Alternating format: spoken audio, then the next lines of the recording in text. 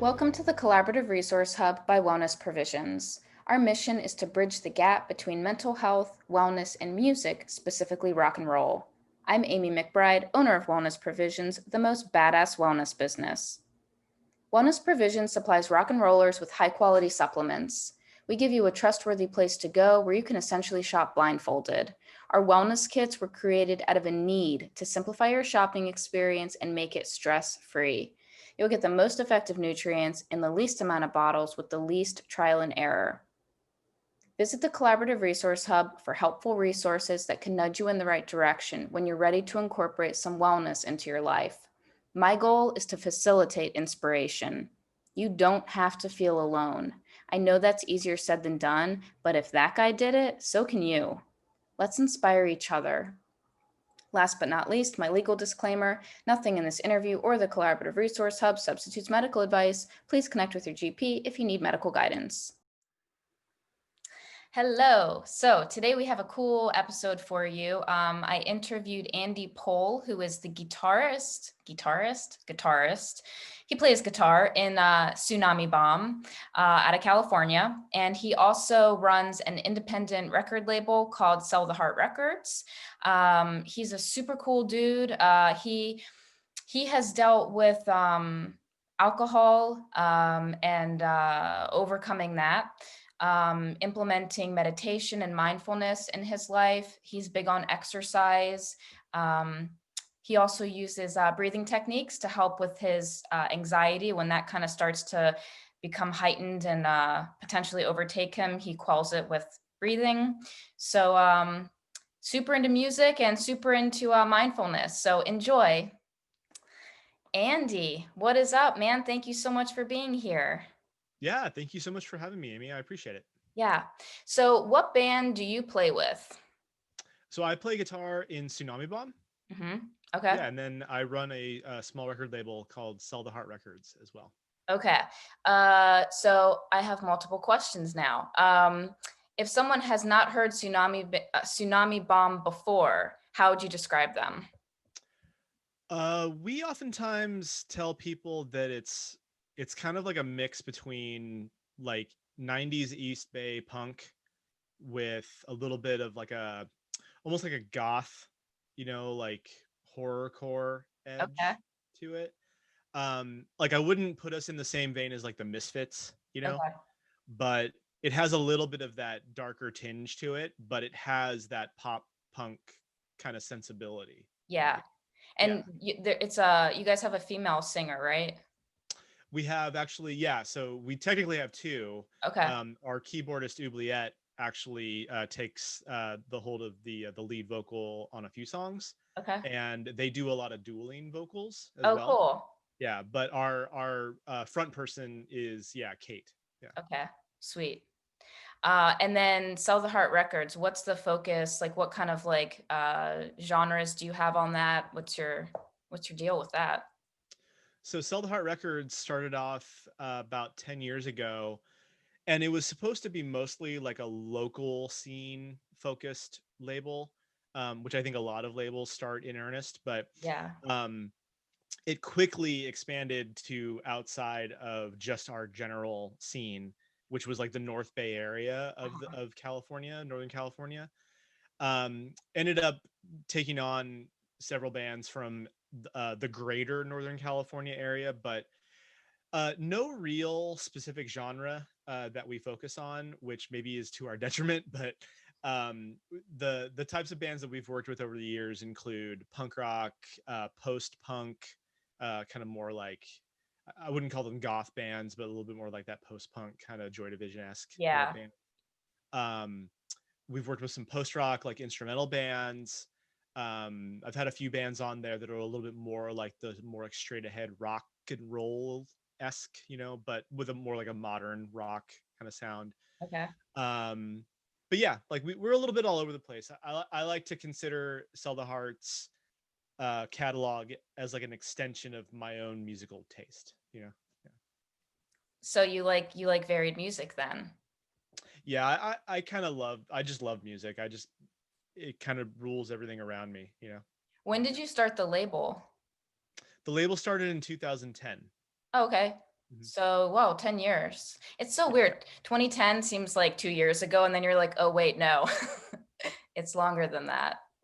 Yeah, I mean, the label started off as like a, like we had it was myself and a few other friends, and we had some pretty ambitious goals with it, but um it started to dwindle pretty quickly down to just kind of mostly being my project for a number of reasons. And um even though we started off with doing just literally one project at a time, which I think we still do that pretty much, but now just the frequency of releases is a little bit um uh more.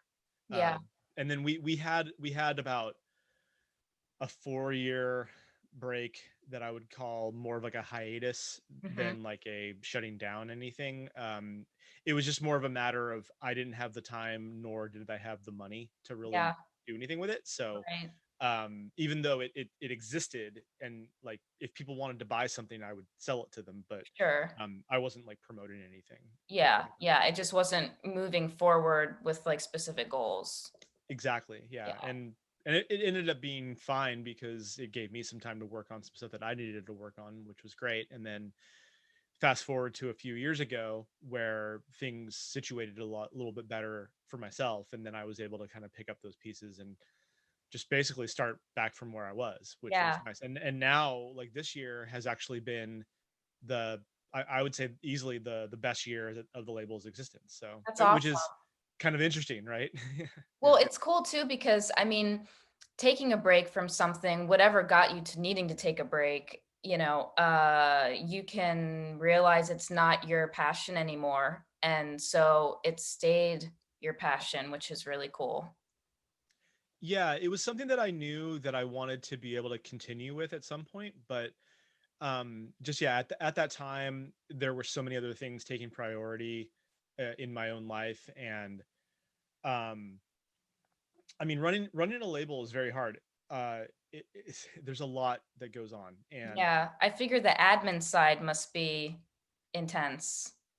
well, it can be. And I mean, Sell the Heart is not even close to like, say, Epitaph, Fat Records, Yeah, or Asian Man, or or like there's a number that I could even say that are even smaller than them, that I'm not even close to that capacity in terms of like the frequency and like the numbers and all that stuff. I like to keep things pretty simple when it comes down to it. And um but like there's record keeping, and there's having to coordinate all of the logistics surrounding a release, and there's the coordination with the band, and trying to make sure that you're being able to fully um, give them support when they need it, yeah, because that's part of the job of the label, is to work with the band and help them to leverage more output, or get more eyes on them if you can, whether or not that means money or if it means just time and effort, which honestly that's really where I come in, is like I can kind of help out with being like an extra boost. Like I can kind of be a signal boost, and I can yeah. maybe spend a little bit more time um looking at websites and social media and like contacting people. So there is sort of an overlap with the band's manager and then the label as far as like how they support the band. There's definitely an overlap there. I feel like there can be. And one of the things that I try to tell the bands that I'm working with, or that I'm potentially working with, is I want I want my role to feel a little closer to being as if like I'm almost like a fifth or like fourth band member, versus just being like this outside separate entity, because as much as like I'll never be in the band, and that's of course fine, and there needs to be a separation in that respect. Sure. um I think that it's helpful to feel as if you are almost like an owner of it, Yeah. Yeah. because then I think that gives me extra motivation to feel like, yeah, like this is partly mine too. And I Yeah. mean, that might sound weird, but No, it's I in think it speaks to the commitment. well, yeah, because I mean, I'm certainly not trying to be a manager. Like I don't want to manage the bands. What I want to do is I want to be able to go out on my own and with confidence do something for the band and say, hey, the band basically has signed off on this by putting their trust in me and saying, yeah, like if I see an opportunity for the band, I can just do it on their behalf Yeah. instead of having to do like this back and forth constantly, which I mean, to be honest, it doesn't happen a ton. Like a good example of this might be where if I see like a playlist opportunity or if I see like a compilation opportunity, then I can reach out to that person and say, hey, like I've got these bands, I think they fit into this. It's these bands, here's their links, you tell me if you want them and we're good, you know. Yeah. Yeah. Like, you know, it's stuff like that. That's Or cool. when, you know, I mean, like when shows are happening again, like it'll be something like, hey, like there's a festival, or like, hey, there's this great show that you could get on, like, Yeah. is it okay? Yeah. So Yeah. things like that, you know, is Yeah. really, I think, where I can help, where maybe they might need a little help with. Yeah. Yeah, good support. So, what slightly changing focus and gears here? What from your background, your past life, past self, how has that kind of gotten to you? How have you arrived at who you are now? Um, Wow, that's a big question. yeah, we're really Um, changing gears here. no, that's totally fine.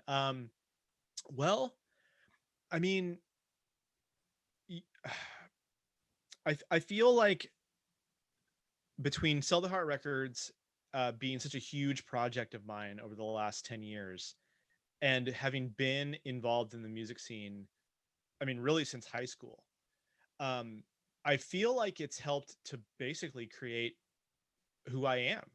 I Okay. mean, as a whole, I mean, it's, I don't feel like my identity is solely lumped into the music scene, but I know that it's a huge part of it. I think when people think of me, they think of like, yeah, Andy's like in the band and like he does the label thing. Like it really has become, I think, one of the defining characteristics when people, I think of Andy Pohl, you know. Have there been any challenges that have like, shown up along the way that have been, I guess, character defining for you, or that you've had to really kind of like manage how it's affected you? Definitely. I like with respect to the record label, one of the like constants that you have to kind of work with, and I guess become okay with, is that, you know, you may really love a band and you might think that they're incredible and that everyone's going to love it. And when you put it out there and you put some resources behind it and you just you're trying to get people's attention on it, and then things just don't really work. Like either it's not selling any units, or you know, people aren't listening to it on Spotify, or um, you know, you're getting maybe some good coverage on like different magazines or something, or websites, but like nobody's really engaging with it. And that can become very deflating. And you know, as much as it's not my band, like I'm not the musician in the band, I still do have like a level of ownership with that. And it starts to it starts to feel like, man, does anyone listen to music anymore? Or like, Right. you know, or is everyone listening to just like the really popular stuff? And of course that's not the case. Like, of course that's not the case, but um it it starts to, I guess, drive you a little nuts thinking, man, like this is really good music. Like I guess I'm surprised that people don't like it, Hmm. maybe, or they don't like it enough to pull the trigger and spend $10 to buy it, you Right. know. Um and I know that for the artists, it's equally, if not more, um deflating Yeah. when that happens.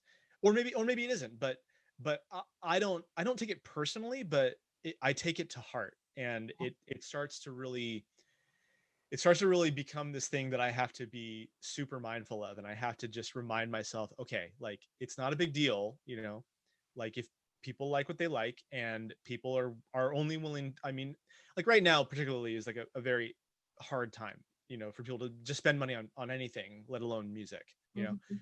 And music has become this, well, it's been this commodity for a long time that's been so easy to get, you know. Right. And like in my heart, I don't want to believe that people truly believe that music should be free, you know, but I do think that that's become a norm that has unfortunately become truth. And it sucks because, Yeah. I mean, if you ask any artist who wants to make music their main financial like option, Yeah. it's damn near impossible. I mean, it's always been hard, but now it seems like even for people like Laura Jane Grace, you know, I hear her on social media really being pretty open about it. Really. Yeah, I mean, I don't think that she says it outright, but I think that there's some undertones in some of the stuff that she says, at least that I've caught on, and maybe I'm misinterpreting it, but you know, like her band's Against Me and like her solo project, I mean, they sell records, but Mhm. they don't sell records like the Foo Fighters sells records, right? Right. And I mean, and that's a person who's got an actual genuine career in music. Hmm. And I'm sure that she's doing fine when it comes down to it, but um I mean, depending on you know your circumstances with your record deal and you know the royalties situation, and with people relying so heavily on streaming royalties right now, Yeah. and it's like this weird race to the bottom where, I mean, I don't know if you heard, but like Spotify is doing this thing that's supposed to be like a new thing where they're gonna offer artists smaller royalties for more exposure. And it's like, dude, you couldn't be more of a shitty fucking horrible entity. Like you couldn't like I I'm not going to go down this rabbit hole too long. It's very frustrating, but Yeah. Spotify needs to go and people need to let it go. Like I hate to say it, but it needs to happen. I've not heard positive things about it. I've heard that the musicians, the artists are not the priority for them. No, absolutely not. No, it's musicians are, I mean, musicians I think traditionally have always been treated as, you know, second class citizens when it comes down to like record labels Yeah, and for sure. these entities that are, you know, tools for their use. Yeah. um I think that the only true way to to to actually make a living in music these days and do it well would be to completely do it yourself. Hmm. And hopefully, if you're good and if you have a strong work ethic and if you can get the right people to help you along the way without having to sign, you know, your life away. Yeah. um and if you can do it without Spotify, I mean, well, so that's what's weird about Spotify is that um Spotify is actually an excellent tool for bands, but it shouldn't be the thing that you rely on, Right. you Well, know. and I feel So like that goes for, I mean, just in my personal opinion, social media in general, like, and for my business, like for Wellness Provisions, I would like to have a presence on social media naturally because you need to be there, but to rely on it as your main way to get in front of people is not smart. You got to diversify. yes, 100%. And like Spotify can be a great option for bands, especially with like their playlist thing. And you know, it's a I mean, it's obviously widely used, and so there's potential there, which is great, and it's nice to have potential, because there are bands who are launching careers from getting on, like, say, the right playlists or something like that. Yeah.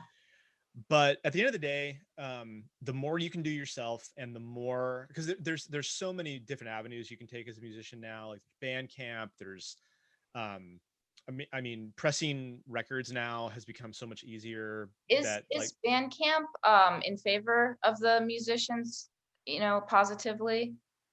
I believe so. I Okay. believe that Bandcamp started with a musician forward Okay. way of thinking. Cool. Um, the, the there are, I guess, opportunities for Bandcamp, I think, to make their platform more robust and be a little bit more user friendly for the consumer. But for artists, it's pretty much a one-stop shop because you can post your music, you can sell your music, you can sell your other merch. There's a community that you can build on Bandcamp that allows you to connect directly with your audience Yeah. that is not filtered. Yeah. It's like, Oh. so like for instance on Facebook, if you post something and they suppress it because it's got like an outside link, right? Hmm. You're only reaching 10% of your audience at best, I would say, right? While as on Bandcamp, they have a option to leave like comments and to leave posts, and it literally goes out to everyone that follows you. So they don't hide anything. So I oftentimes try to encourage people who love music and who love bands, follow them on Bandcamp because you're gonna see their info, like you're gonna see when they post something, Yeah, right? and it's funny because I mean, I listen to some artists on Bandcamp and I'll buy some of their digital stuff from Bandcamp. Um, but I didn't, or maybe I'm just dense, but I didn't realize, and I've seen supporters at the bottom, but I didn't realize it was like a platform to really engage that way. I didn't know that. Yeah, I mean it's definitely not a social media site. It's not like a social networking site. I Yeah. mean it can be. There are a couple of small ways that they've added some kind of social networking in there where like I can follow you, Hmm. right? And you're not, and like maybe you're not a musician who has music on there, but I could follow you because you have this collection of music. And Uh, then I mean I honestly don't even know if you can like contact people or not. Like I well, don't think there that is there's like a comments section or anything, but yeah, and I think like if you wanted to like, I guess contact, well, the band anyway, there's like a form or something that you like a contact form. yes, yeah, Um, you can definitely contact musicians and labels, but as far as I think individuals like fans, I okay. don't I don't think you can connect people like that, but maybe you can. I'm not sure. Yeah. Yeah. Um, so I wanted to ask you if there, like in your life, especially I guess with, some ups and downs, emotionally from dealing with the label and just life in general, was there a point where you reached that you're like, I have to be my own priority, otherwise, like, I'm not going to make it, or, you really needed to like change course correct? Yeah, there's been a few times I mean over the years where being involved in the music scene and kind of having that be such an all-encompassing um part of your life. Hmm. um like I can point to at least a couple of times where yeah, that course correction had to happen or else things weren't going to work. Yeah. um back in like the, I'd say, mid 2000s, like the aughts. um I was really heavily invested in this band that I was in, and you know we we were all kind of involved in this crazy like I mean it was a pretty big drinking culture where we lived. And like we had some band members that were sober, and we had other band members like myself who were not sober. um and we were heavily invested in like this drinking culture that was going on within our local, not only like our local music scene but like just our local area in general. Yeah. But um yeah, and like it created a lot of problems, not only for our band but for us as individuals.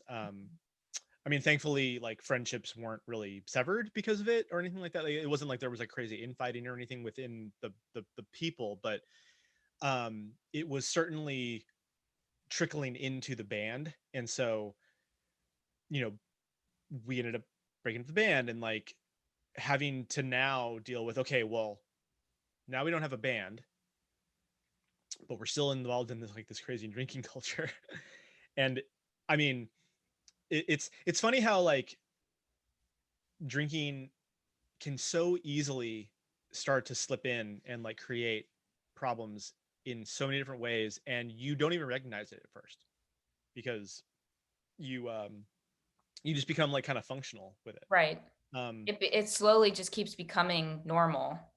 oh sure, yeah. And uh I mean, as you get a little older, like, I mean, so I'm 42 now, and when I have some drinks now, it certainly hits me a little bit harder than it used to. Like even back then, like so like 15, 16 years ago, I could drink, you know, 10, IPAs and like still be hungover in the morning, but it wouldn't be like disastrous, right? Like I Right. could go to work. Um, but today, like last night I had like a couple of beers, right? And I woke up this morning and I'm fine, but it's still like, okay, yeah, like I can definitely tell that I drank a few beers last night. Yeah. So I try to be much more mindful of my consumption these days, and I feel like I am. Mhm. But like definitely in comparison to when I was drinking a lot. But What did you do um, back then to kind of clean up your act? I'm sorry, what was the question? What did you do back then to clean up your act? Well, actually, for a while, I actually just quit drinking. Like there was a moment in time where um, so I had had a pretty gnarly health scare where I got falsely diagnosed with hepatitis B, and it was a really interesting experience because I'll try to give you the brief version. Basically, I had gotten um, like an STD screening, Uh-huh. because I was with a new partner and we got screened, Sure. and it came back as a false positive, basically, right? So there was this window of time when I thought that I had it, and then I Uh-huh. got retested and reevaluated, and they said, okay, yeah, like it had to have been a false positive, and that was all well and good. So I'm feeling fine, but then it kind of unlocked this anxiety within me, and I developed a pretty intense um, case of like OCD from it, Really? where I just became very afraid of getting sick. Okay. And so I became like a compulsive like hand washer, and um I like if I got like a cut on my hand, like I would refuse to like shake your hand. Like I mean I was having a hard time shaking hands anyway, but like if I had like a cut on my finger or something like that, like like I'd kind of like quote unquote freak out. Yeah. And I was self-medicating a lot. I was drinking a lot to kind of help mask like those feelings of like anxiety. Because anxiety wasn't really a new thing for me, but it really manifested itself during this Yeah. time. It just amplified. Oh, like I was having full-blown panic attacks, like full blown. And at that time I I realized really kind of quickly I got to do something, Yeah. or I'm gonna hurt myself. Like, and I mean, not like not hurt myself like that, but um, like I'm gonna do some damage. Like if I keep drinking like this. So I talked with my primary care physician, and I told him about what was going on, and he said, okay, yeah, like like let's get you some medication to help with your anxiety. And so I started taking a anti-anxiety med, Hmm. which actually worked really well. Um, Did the milligram, was it balanced from the beginning or did it take some time to get it kind of tweaked right for your system? Just curious. um, they started me off, so I ended up taking Lexapro, Uh-huh. and they started me off. I think it was 10 milligrams. So that's all I ever ended up taking, Okay. was just 10 Cool. milligrams. Yeah, Good. and that was it from the gate. Like they just Yeah. started me off at 10 milligrams. Um, but yeah, like I ended up starting to see a therapist, and it was the first time that I ever actually gone to therapy uh, in any proper capacity, Yeah. and essentially just started working through my anxiety and my OCD, and I quit drinking. Like I just stopped drinking. I actually remember I woke up one day after having gone out with a neighbor of mine, and I got I, rem- I well okay, so I remember that day being very nervous and very anxious and telling myself that I wasn't going to drink. And then my neighbor came over, and she was a new neighbor, and she was pretty cool, like as far as neighbors go. And she's like, "Hey, you want to go get a beer?" And I'm like, "Yeah, I do." And so I went down and then ended up getting, pretty inebriated, came back that night, woke up the next day, and just felt so like ashamed of myself for having done that. Uh-huh. And because I was telling myself, like, okay, I'm gonna face this head on. I'm gonna face this head on. And so I felt kind of ashamed, and I was obviously like very hungover, and I just stopped drinking that day, and Do you I feel like, stopped for the better part of a year. oh wow. Just yeah, cold turkey, didn't drink. Do you feel like that, that small little slip up, and feeling shame is what really helped you then move forward more strongly with it? I think that it was a very illuminating experience. Yes, because it was pretty intense. Like I just yeah, I woke up, and like the first thought in my head like was like, dude, you fucked up. Like you can't do that anymore. Yeah. Because like I already knew that the writing was on the wall. Like I wasn't like denying anything, but I wasn't doing the work. Like I wasn't actually like putting the first step forward.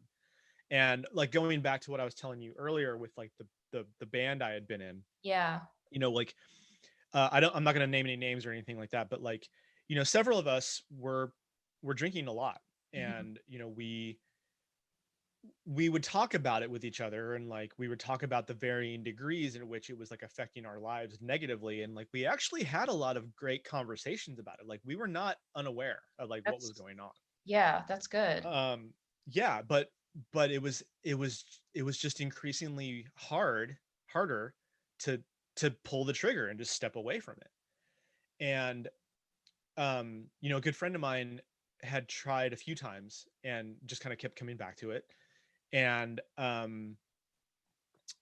uh when you're ingrained in that culture where you know again, I don't want to like name names or like name specific places or anything like that. I think anyone listening to this is probably going to know who they are, but um uh that it's like literally all we did, besides playing music and going to work, was like we would go down to the pub and like we'd drink and like we'd hang out and we'd talk shit, and then we'd go home and go to bed, and like that's not really fun. Like after a while it starts to get so old really quick, and like um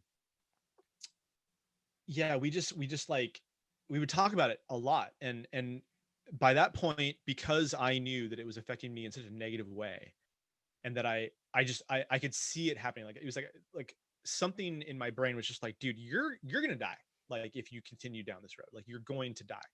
And um I didn't want that, so I just went ahead and said, dude, I'm done. Like I'm done. And at that point, I started therapy, going once a week. I started meditating. Actually, I had started meditating prior to that, Okay. and meditation was and has been a really important tool of mine, to kind of help maintain like a balance Yeah. internally. What does your And meditation routine look like? I'm sorry, what was the whole question? What was my routine? Yeah. Okay, yeah.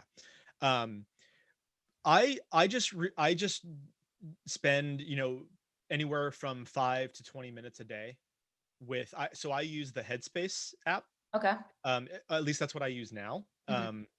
For a while there, I was actually going to guided meditation, I guess classes, or weekly Yeah. seminars, Yeah. um, and I was doing that pretty regularly. Um, I I tend to have a harder time trying to meditate on my own. Like Okay. the guided meditation is much better for me, Sure. because it's like it helps me remain focused, unfocused. If that makes sense. But um, doing it on my own volition, I think can be really challenging for a number of reasons. One of the big ones actually is that I have a pretty bad case of tinnitus in this ear. Oh, Yeah, and I mean it's not horrible, but it's enough to where, like, man, if I'm in a quiet room, it yeah. just sings, and I'm just like, Yeah, oh. So at least having like a little bit of a guided meditation helps to alleviate that focus, because the yeah, little chime in every once in a while, it's like, like watch your breath, like anything like that, like reminds me, okay, like you don't have to focus on the ringing in your ear. But that makes another sense. musician issue. Yeah, right. When you started, getting into meditation and making the decision to sober up, did your actions positively influence anyone else? Like, any of your other friends or bandmates? Did they start changing their course? Yeah, in some ways. So a good friend of mine who I was in that band I mentioned with, he and I were actually meditating together. Oh, He was the one who introduced me to meditation. oh, far out.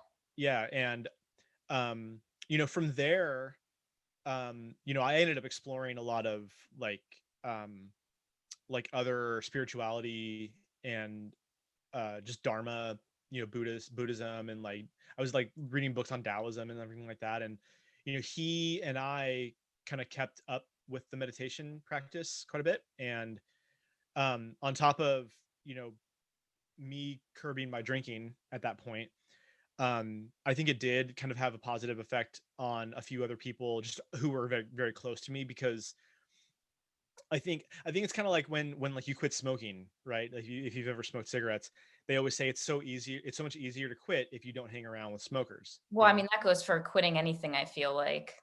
Yeah, I agree. And I didn't stop hanging out. Like when I quit drinking for like that 10 months or something like that, Yeah. I didn't stop hanging out with people. Like, Okay. and I made it a point. I said, listen, I don't know if I'm going to quit forever.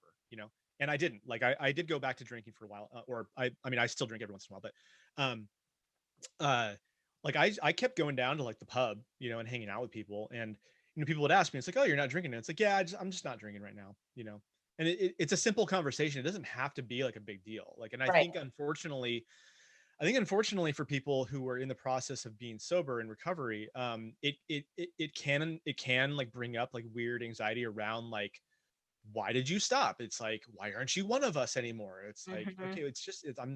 I'm the same person. Like, I'm just not drinking. Like, Yeah. they're separate things. Like, there's me, and then there's me drinking, and it's still me, Right. but I'm just taking that out of the equation.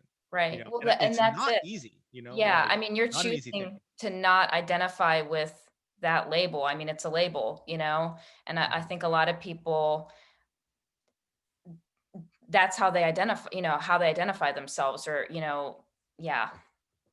Yeah, and I mean, I wasn't trying to like prove a point or anything like that. I wasn't trying to like throw it in anyone's face or like anything like that. It's I just want to hang out with my friends. Yeah. So I would go down, I would just drink water, or like they had like kombucha and stuff like that, so I'd like drink that, or um and I'd still hang out and have a good time. And I just go to bed sober.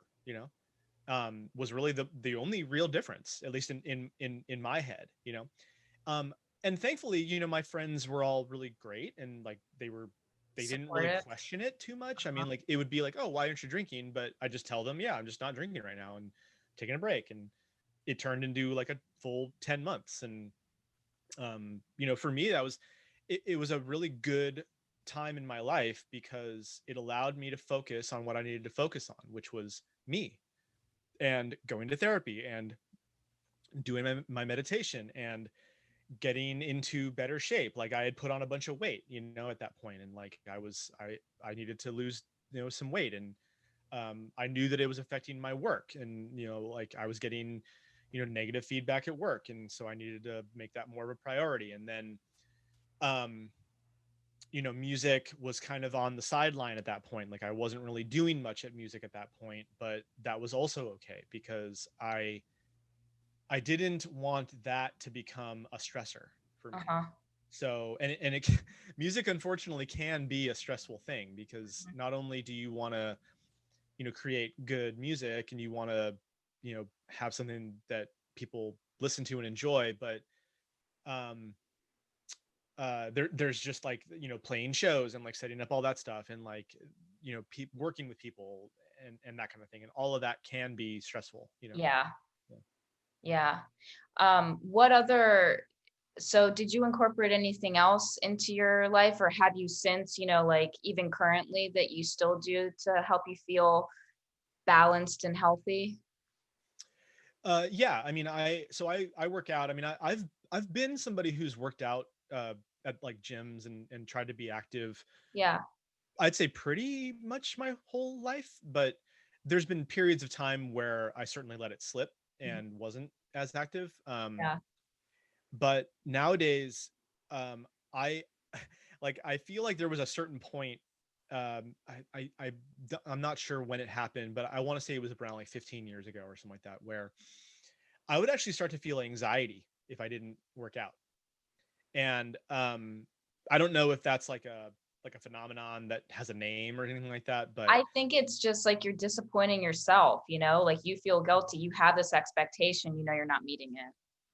yeah, and I think on top of just being, I mean, I guess for lack of a better word, like I can be a uh little too self-aware of like my own like body and like how I feel. And like I tend to like, be pretty engaged with like my health, like I wouldn't consider myself like a hypochondriac or anything like that. Like going through and working through that OCD issue that I had, like it still exists in like a small form, but it's not nearly as bad as it Sure. was. Like, like I'll shake your hand, like I'll do that kind of stuff. Um but I still like I care about my health, and like I probably think about it a little more than I should, if I'm being honest.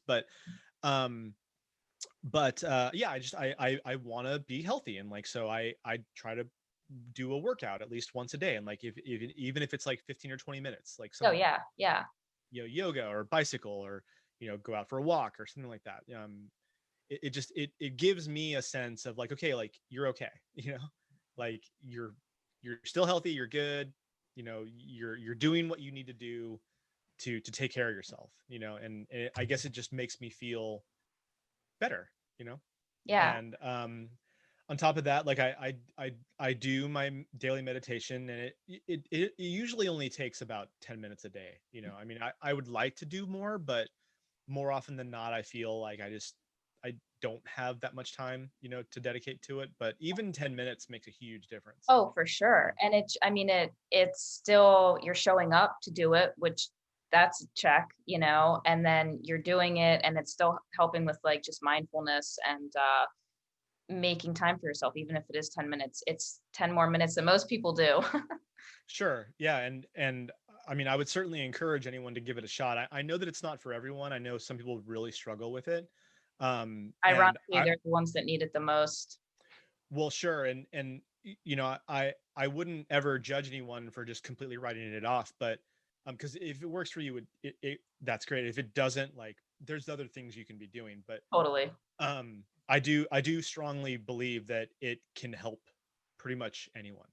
Like to just feel a sense of just calm for just a few minutes a day. And it's not going to be that way every day, but when it does hit you, man, it's like such a relieving, like just awesome feeling to just feel like, man, like I feel okay. Yeah. Yeah. So when you have had like anxiety, panic attacks, do you, or I guess I don't know like your timeline of when you were doing, what, but do you implement, breathing techniques, or are you conscious, do you become conscious of your breathing when you start to get in a heightened state? Definitely, yeah. Like paying attention to your breath is such a useful, quick tool that you have at your disposal, and I've used that many times over the years. So it's an interesting phenomenon, but like I've noticed that. So I live in the Bay Area, and when commuting was still happening, I would go on BART. Are you familiar with BART? Yeah. Yeah. So I'd get on BART and I'd go into the city, and I'd be coming back from BART. But there were a number of times where I would start to get like a mini panic attack on BART. And I don't think that there was any specific trigger that I Okay. can point to, but I just know that it would happen on BART for some reason. And Well, there's a lot of germs, on public transportation. yeah, I guess like I mean it's just it's God, anxiety is such a bitch, man. Like it'll seriously just pop out of nowhere. Yeah. Like you're minding your business and all of a sudden you've got a panic attack. But and this tended to be the scenario where I would just be minding my own business and all of a sudden like my heart's starting to beat like out of nowhere and I'm like, oh God, like what the hell? But that breath, just being like, just like catching Yeah. yourself and just letting yourself, okay, Yeah. like this is gonna go away, you're fine, and just like like what I would typically do is like if I tend to like listen to music or like a podcast, you know, I would turn it off. I would just give myself like the white noise of like just the place I'm at, like BART, and BART's pretty loud. But Yeah. I would just kind of let that be what I'm hearing. So like I guess it's like a reminder that I'm present. And then I would just slowly breathe, through the nose and then out through the mouth. And usually within a minute, it would disappear. Yeah. And and man, like that tool alone has saved me, from like going off the edge. And it seems so like strange that would work so well, but it totally does. Yeah. Yeah. Yeah. Your brain, I mean, it starts like rewiring your brain and the focus on, if you're focusing like on your nose or on your mouth or just literally just the breathing, it just, yeah, it's crazy how it diverts, your thinking path. Yeah. Because I'm certainly a firm believer in um trying to better understand like the connection between like brain chemistry and like emotional, and body, Mhm. how it affects both of those things at the same time and Yeah. in different ways. And um like I think that one of the benefits of meditation and mindfulness in general is that it gives you such a better insight as to how your body is responding to things. Hmm. I think we tend to be so much on autopilot that we neglect what our body is feeling at any given time. Yeah.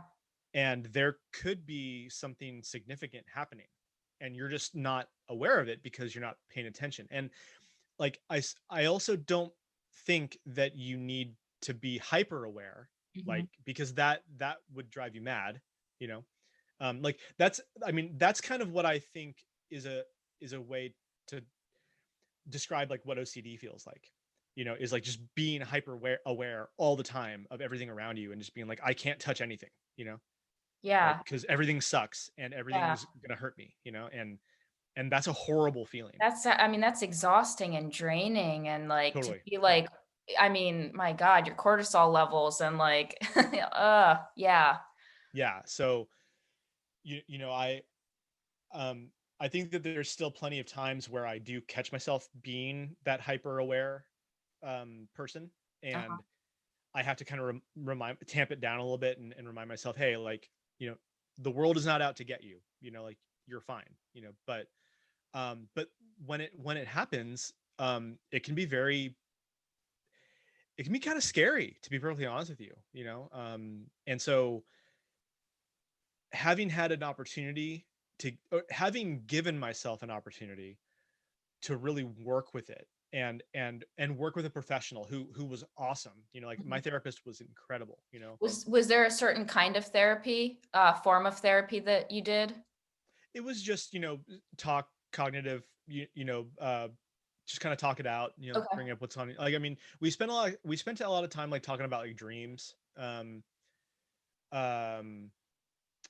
we focused a lot of we focused a lot on like stuff from like my childhood and like how that kind of trickled into my adulthood. And Sure. it's it almost seems like that trope, like that Freudian trope, tell me about your mother, like that kind of thing. But it's true. I It mean, is. that stuff all stays with you, you Mhm. know And I mean, gosh, like, you know, I went to school and got a psych degree. Like, I actually had an intention for a minute there to become a counselor or a therapist, but I never ended up going forward with it. I still might, but um, yeah, like, I mean, I always was interested in like counseling and therapy and like that kind of thing, but I had never done it, you Yeah. know. And it's funny when I think about it. Like, I would have probably benefited greatly as a kid going to therapy, you I know. think everybody would. And that's the thing is like, and that's what I'm hoping, like this project and just life in general, the way, like wellness is just sort of trending and becoming more in people's faces, I guess, is that therapy, like your mental health is just as important as physical health. So go to the gym and have therapy. Like your brain and your heart, which your gut is your second brain, everyone says, but your heart is also like runner up for your second brain. Yeah. But yeah, it's so important.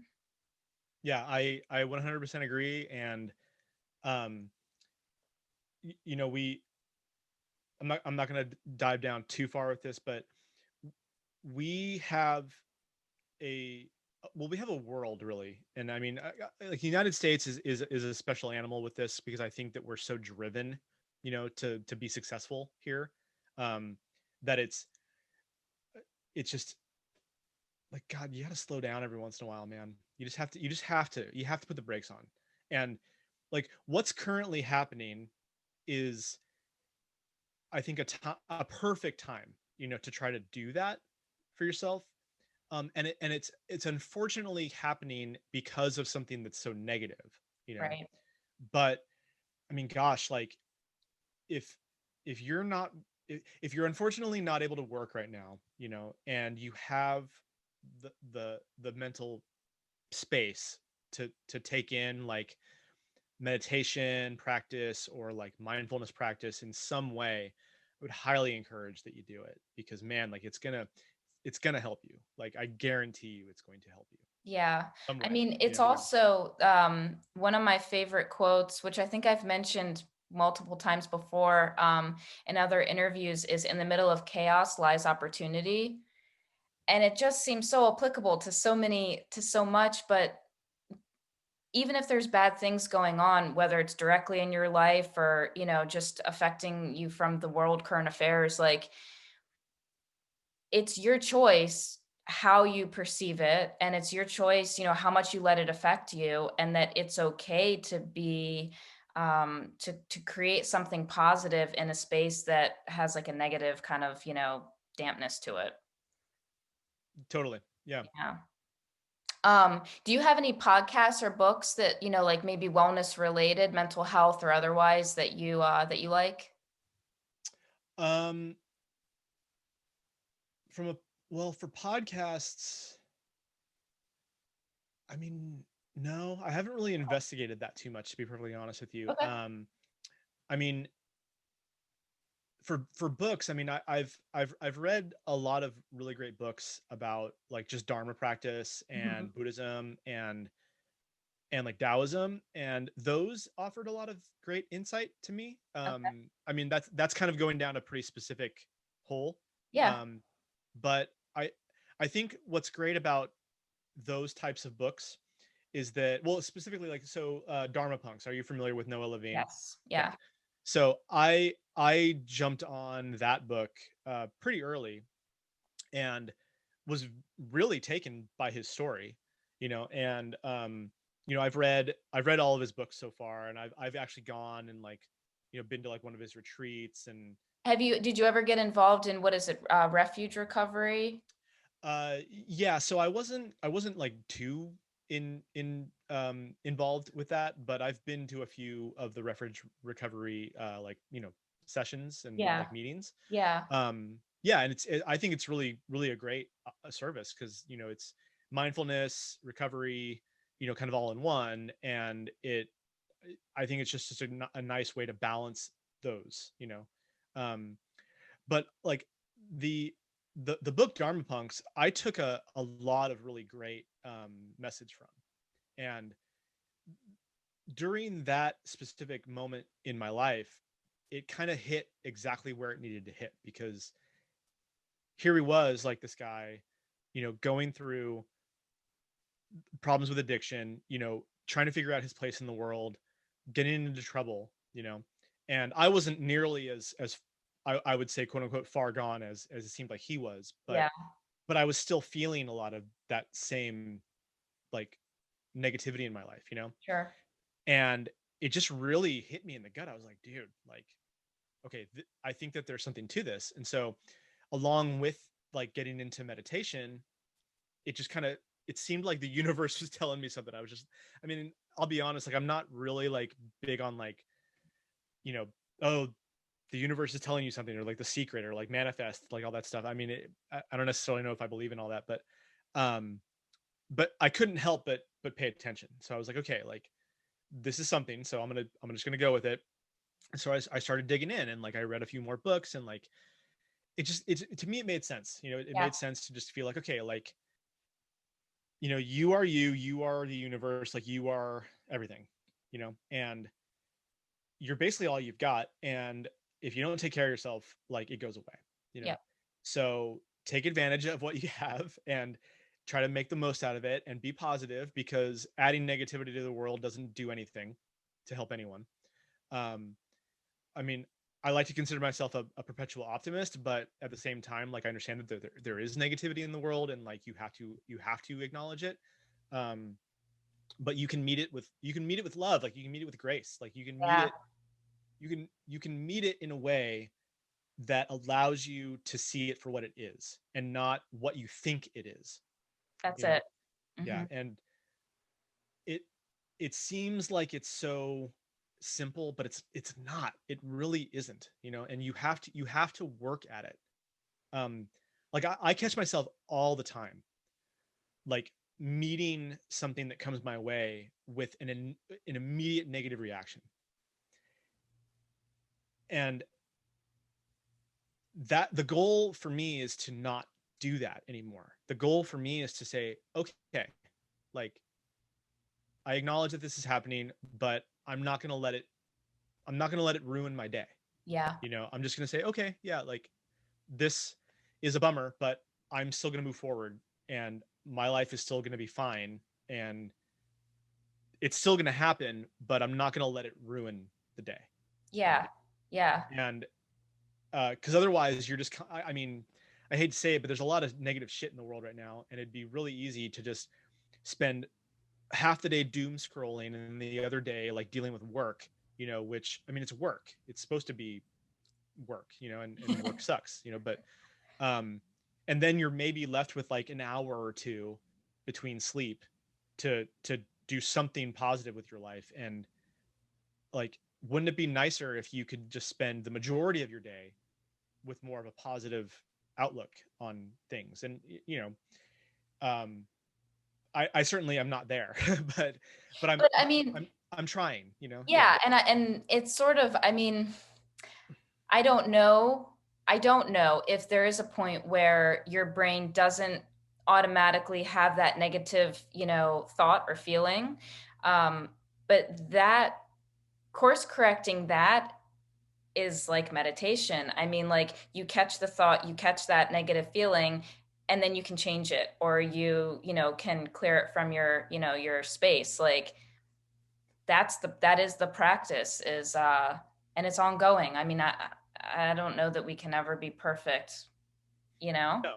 Yeah, I believe that's the case as well. Like, you're striving to get better, um at meeting things in a more positive way. Yeah. um it's still going to happen where you're going to fail at that, but acknowledging the failure is almost as good as acknowledging things positively, like, Yeah. so That's there's progress.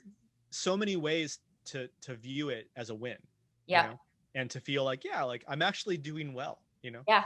yeah. Yeah. Do you have any quotes that, keep you motivated or mean anything to you?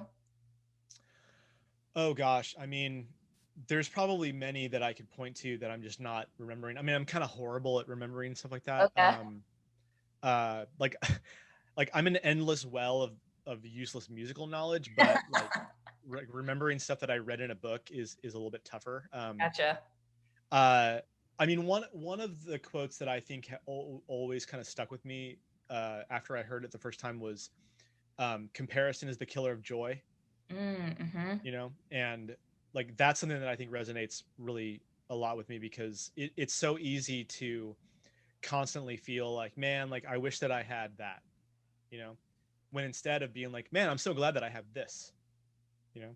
Totally. And I mean that's something that you can just point to any minute of any day, where like instead of feeling like, oh, I wish I had $1 million, you could say, well, at least I have like as much money as I have, and Right. I'm not like dirt poor, you know. I mean, yeah. Totally. Do you have any cool projects coming up or anything that you want people to know about? Well, so Tsunami Bomb has been working on some new material that we are hoping to put together as a record into next year, so Okay. 2021. You know, we're just kind of, I mean, obviously things are weird, so we can't really get together like we would like to. So we're doing it all separately, and there's work in progress. The goal is to still release a record, so we're gonna work on that, and then I've got some other projects that I'm trying to get off the ground separate from Tsunami Bomb in a musical respect. Like I'd like to try to put together like I guess a quote unquote super group of people, you know, who are all doing this, you know, and I mean, I've seen a bunch of it online. Like people have collaborated on like different recordings and stuff, and it's pretty Yeah. neat. Yeah.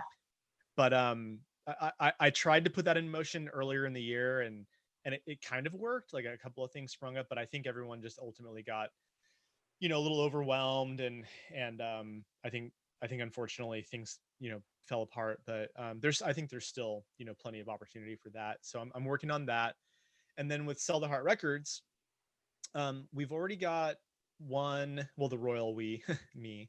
I've got one album that's scheduled for release next year that is still kind of in the beginning stages, but it's in the can. So we're gonna get that out next year. Um, and then the goal is to try to keep a pretty similar clip in terms of release schedule. So I released 6 records this year through the label from various bands, and I'd like to do the same next year, if not more, if we can make it work. But Cool. you know, a lot of that's just going to depend on, you know, what bands are looking to work with the label, and who has an available record to put out, because right now it's kind of weird, you know, like, Yeah. Right. you know, I mean, some bands are recording and they're making it work, and then I think a lot of bands are being like a little bit more cautious, which is good. You know, I honestly I think that you should be more cautious than people have been, but that's just me. Yep. Well, But yeah, cool. that's really what I've got. And then otherwise, I mean, I don't know. Like oh, the podcast. So I do a podcast called Question the Answers podcast, and that is now leading into its second season. I mean, I guess if you make a season 13 episodes, the second season will be starting up in a few weeks, so that'll go into next year as well, as long as people keep listening. So Yeah. Awesome. Well, cool. And I will hyperlink all that kind of stuff for people so that they can find you everywhere online. great.